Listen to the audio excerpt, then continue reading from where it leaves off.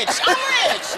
Chris, I'm like, oh man, how long you been here? Michael, shut up. Chris Tucker doesn't just make audiences laugh. He makes Hollywood legends completely lose it. Whether it was on a movie set or during a live event, these celebrities quickly realize that keeping a straight face around Chris is almost impossible. He knows everybody. Yeah, You know everybody? I kind of do, you know, and Not only do you know Michael Jordan, I wear Jordan 1s and the most comfortable shoes, and every time I see Michael, he look at your shoes. First thing he do is look down, what kind of shoes you got? Reebok, man, you crazy. Muhammad Ali. he said, you a funny mother Tucker. I said, oh, did he really? I thought he was going to say something else. You hang out with Prince now. I went over his house, man, because Prince have a club. Y'all hung out. We hung out. Okay, how about like Stevie Wonder? I know Stevie. Stevie's, oh man, he called me. Keep trying. You're gonna have to go way deep into Stevie Wonder. While everyone assumed people wanted Chris Tucker's fortune, Jackie Chan had the exact opposite problem, and his unexpected decision left Chris completely stunned. Jackie was so kind and so nice. He would give me a gift every day on the first rush hour set. He would send me over a gift, a different gift. I said, man, what is this? Part of his culture? He's so nice. Then I realized he's from China. They make everything over there. He was getting it for free anyway. Oh, that's very unfair. He wasn't paying for nothing. Oh, man. He was looking out the window like, look at Chris Tucker. He gonna go broke trying to keep up with me. We make Jordan 1s in Taiwan. Becoming one of Hollywood's highest paid actors changed Chris Tucker's life overnight. But his family's reaction? That might have been even funnier than his movies. What is your family's reaction to your success? Oh, they all quit their jobs when they found out I was making $20 million a year. It's my, we rich. I was like, no, I'm rich. Jackie Chan welcomed Chris Tucker like family. There was just one tiny problem. Almost nobody in China had any idea who Chris Tucker was. In Hong Kong, I was looking for black people. I said, where are the black people at? No black people, no. They thought I was Kobe Bryant, man. They didn't know who I was. Really, Kobe Bryant? Like, Kobe, sign my autograph, Kobe. We love you. Where's Shaq? However, Chris Tucker has met countless superstars, but nothing compares to the unforgettable moments he shared with Michael Jackson. These stories sound too unbelievable to be real. Go in public anywhere with Michael Jackson? You know what? We go to the movies sometimes, but it's hard because Michael got to sneak in the movie right before it starts. So Michael come in there like with a ninja suit on. He's hiding and he's sitting there with, where's Michael? And then I turn around, he's like, hey, Chris. I'm like, oh, man. How long you been here? About 5 minutes. I'm sorry. Did I scare you? And then all of a sudden, we watching the movie. He's the loudest person in there. Really? You know? Yeah, he's watching the movie like, hee. I said, Michael, would you shut up before people see you? Sorry, it was funny, Chris. Yeah. Most people dream of meeting Michael Jackson once. Chris Tucker was sneaking into movie theaters with him, and that wasn't even the craziest adventure they had together. Michael was just so nice. He would give you anything if you liked something. Like I was just complimenting a flat screen TV he had, and he gave it to me. I was like, Michael, I didn't want the TV. But then the black came out of me. I started liking everything after that. I said, Michael, I like that Rolls Royce. That's a bad Rolls Royce. Not the old one, the new Rolls Royce, right there. He was like, you like it, Chris? I said, yeah, I like it. He said, you sure you like it? I said, yeah, I like it. He said, well, you better go buy one, because I ain't giving you my Rolls. Chris Tucker can turn the most ordinary situation into comedy gold. Even something as simple as talking about his neighbors becomes a hilarious story. You ever had a neighbor that borrow your shit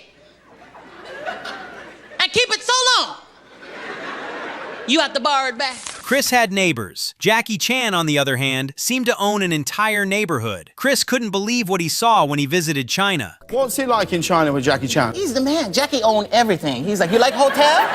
He said, you like hotel? I said, yeah, it's my hotel. That's my hotel. No. So I got to do more movies. And then he was like, wow, you over here. I said, I came to see you. What do you think I'm over here for? You're the only person I know in China. Chris Tucker and Jackie Chan became one of Hollywood's greatest duos. But their very first meeting? Let's just say it was anything but smooth. We was in a meeting and we was getting ready to do the movie and Jackie didn't say nothing the whole time. He was just like shaking his head. Okay. First time I met Chris Tucker, we tried to make Rush Hour 1, then sit in the meeting room. Jackie, you keep talking, I just looking. He's so fast. And I put the director aside after the meeting. I said, does he speak English, man? It's no way we can do this movie if he don't speak English, man. Do you understand the words that are coming out of my mouth? That that was the whole thing I came up with. Do you understand the words that are coming out of my mouth? Because I was like, the first time I met him, I was like, do he understand English? Does he speak English? Nobody admired Michael Jackson's dance moves more than Chris Tucker. Unfortunately, every time he tried copying them, one small mistake had MJ laughing uncontrollably. So I went to Africa one time with Bill Clinton. I started doing impressions of Bill Clinton. He started liking it. He was like, oh shit, that sounds just like me. He invited me to Africa. He said, Tucker, you want to go to Africa with me? You're black, I'm black, I think you're like it. So I started doing the impressions, man. Everywhere we went, he wanted me to do them. Every country we went to. Finally, I got tired. We got to Nigeria. He wanted me to do it in front of the president of Nigeria. And I was scared. Shit, if I mess it up, they put me in jail. And Tucker, come on now. I need you. I done set it up now. Come on, don't let me down. You want to ride home, right? Huh? Rush Hour became a comedy classic, but behind the scenes, things were even crazier. Chris Tucker made filming so difficult because nobody could stop laughing. That's right, Lee. For the last 3 years, I've studied the ancient teaching of booty. Booty.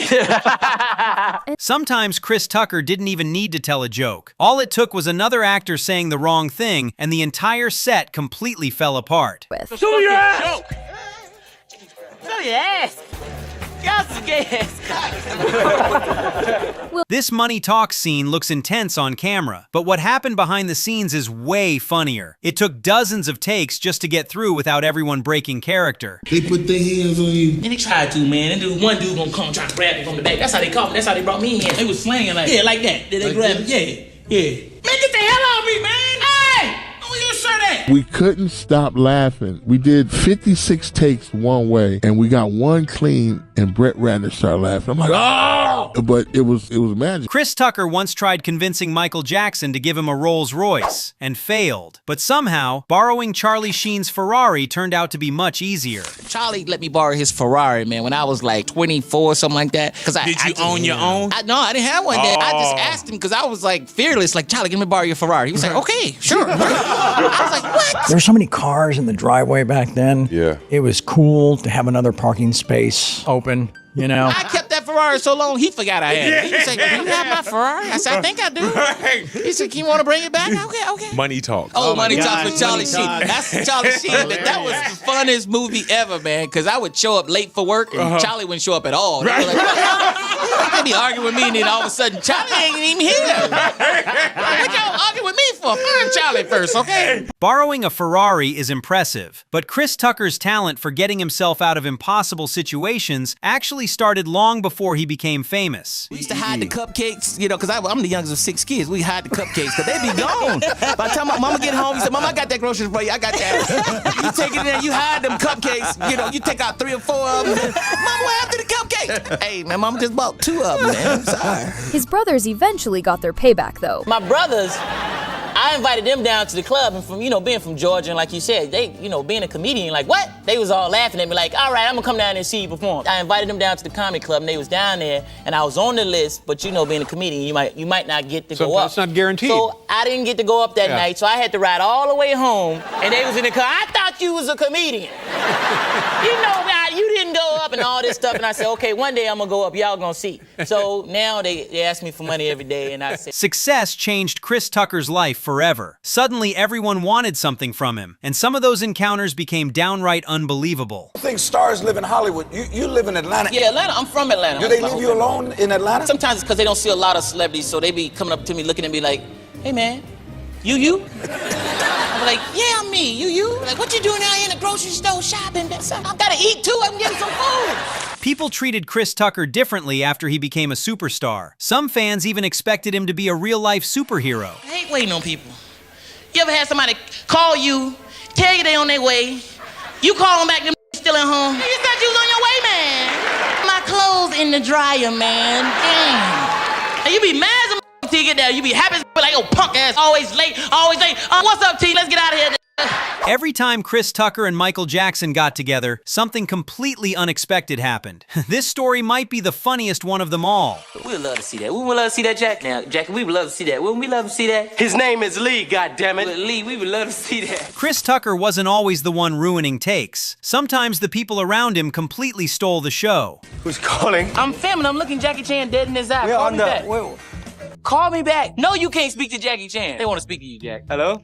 I'm sorry about this. We are filming right now. Kevin Hart thought he'd seen it all until he crossed paths with Chris Tucker. What happened next is exactly why Chris remains one of comedy's most unforgettable stars. I got a funny Chris Tucker story. We were buying our first house and we're coming in this neighborhood, and I didn't know that Chris lived in the neighborhood. And this is when Chris was like having the taxes problems, right? So I'm like in the house and Chris comes by and all he says from outside is, "Pay your taxes, man." I go, "What?" "Well, I'm here, man. I got a house down here too, man. They told me he was coming here. I'm just telling you, pay your taxes."